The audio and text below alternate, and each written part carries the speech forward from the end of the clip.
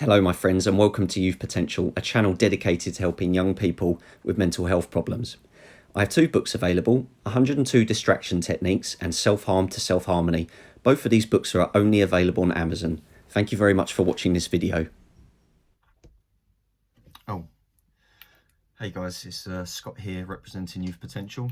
Sorry, just been listening to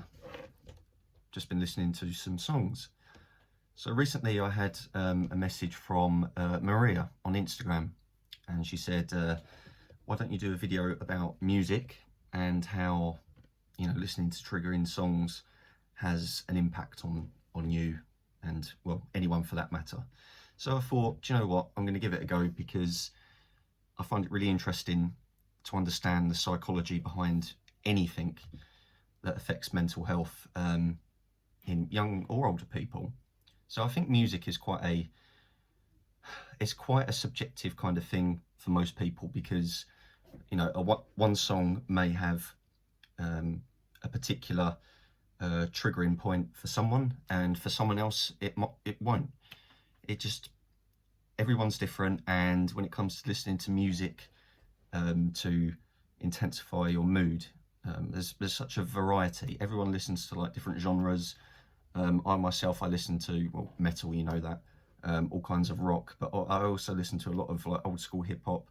I listen to a lot of drum and bass, dubstep and electro house. And there's quite a few alternative songs and bands that I like. I'm a big Radiohead fan. I mean, Green Day are one of my favourite bands, and Pig Destroyer. They're all completely different because it depends what mood I'm in, depends what I want to listen to, basically. Before I go any further, I'm sorry about my hair. I'm waiting for a haircut at the moment. I'm getting one on Wednesday and I can't wait. And I know I've got this horrible spot there, so just allow it this time, all right? So, let's begin. If you have depression or any kind of mental illness, really, but I think depression is kind of the one that heads a list that affects most people. I mean, if you've got EUPD, BPD, schizophrenia, bipolar, I mean, you can have depression on top of that as well.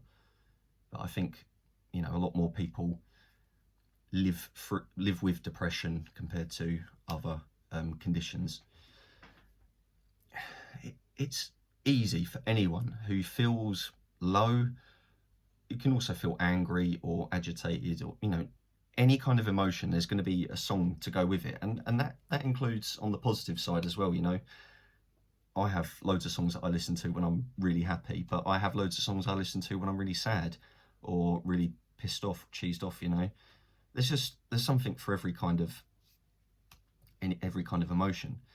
I think the reason that we do this is because either A, we want to listen to something that's relatable, something that kind of connects with the struggle or the challenge that we're kind of going through at that particular time, or we listen to these songs to intensify our mood. That's the other reason why.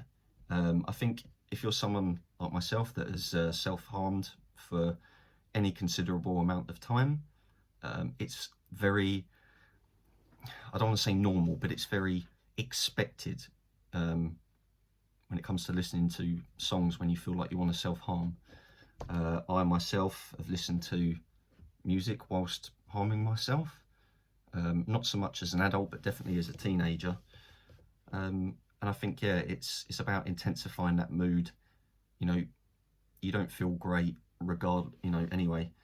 So listening to a song, you just kind of, a particular song that you associate with your feelings, you listen to it and it kind of edges you on to want to self-harm more. I've spoken to many people, and plenty of people have done this, myself included. It's not particularly healthy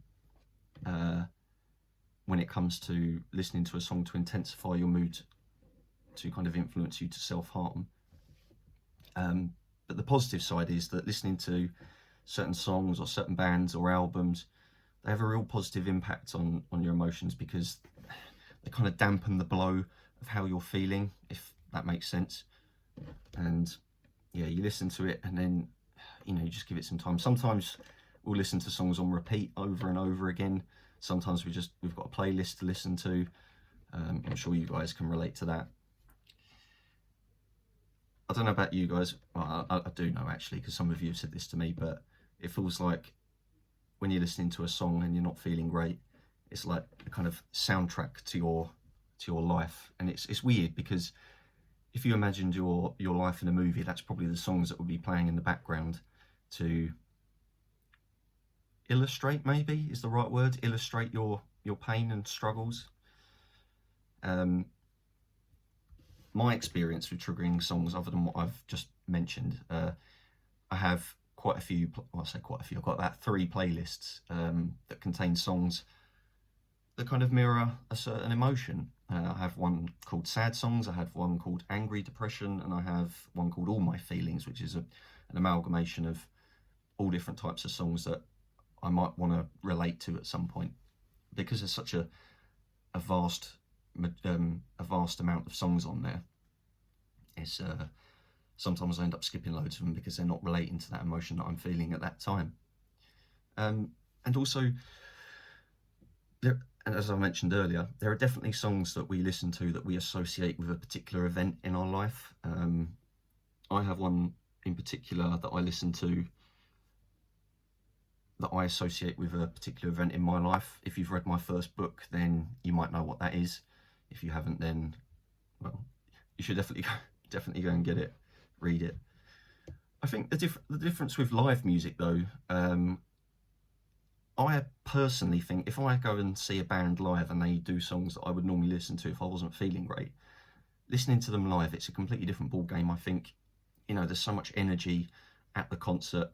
People want to have a good time. You don't go there to feel depressed. You go to a gig because you want to have a great time and feel the music. And that's definitely, I miss that so much at the moment. Like, I can't wait for the live music scene to be reopened. I'm sure you guys are too.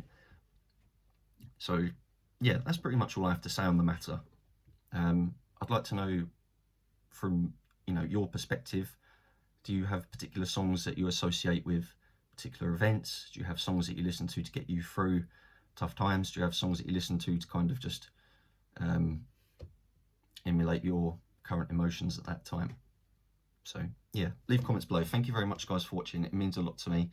Yeah, I'm really grateful that I have people that recommend ideas to me for videos, because I've generally got something to say about all sorts of things. But anyway, guys, thank you very much for watching. And if you've got any ideas, any particular topics that you want me to discuss, please leave a comment below, and I'll see what I can do about it, because I like talking to you guys about things. Anyway, all the best.